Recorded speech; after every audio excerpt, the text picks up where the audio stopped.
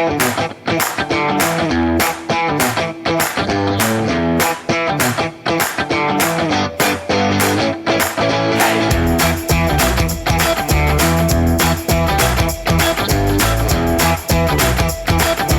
Lauren Withrow here with Northwestern safety Tyler Haskins. Tyler, thank you so much for joining me. Of course, thank you so much for having me. We are at the baseball fields today. This was your request. Tell me, why are we here? Baseball is my second love, and honestly, at this point in my life, it's kind of becoming my first. Yes, I am a college football player, but I love playing baseball. I love watching it.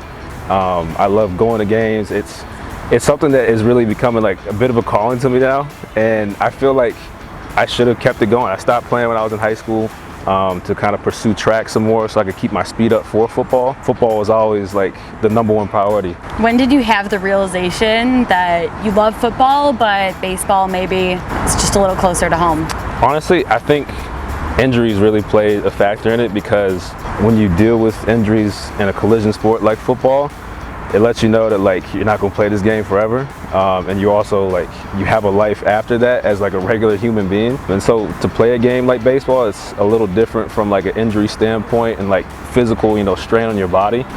Talking about injuries, you had that hard hit to the ankle against Minnesota last year, ended up having surgery this spring. How did your yearning to play baseball change when you did go through that injury? While I was out and recovering, I really catered to baseball, watching baseball, going to baseball games when I could walk again, tossing the baseball with my friends, going to get some swings, because I couldn't do football activity for so long.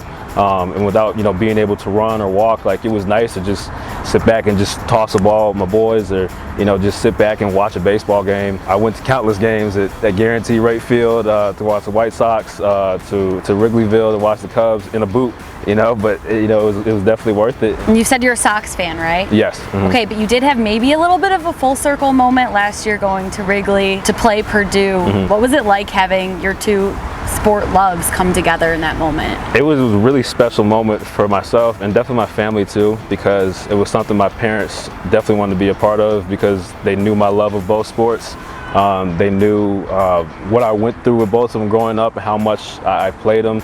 They were there every step of the way, every single game for each sport. So to see them there with me, and for them to see me kind of combine both sports, my love for both of them, into one day to be able to play at that venue was really sweet, very special. What kind of advice did they give you growing up when you were choosing which sport to specialize in and eventually play in the Big Ten?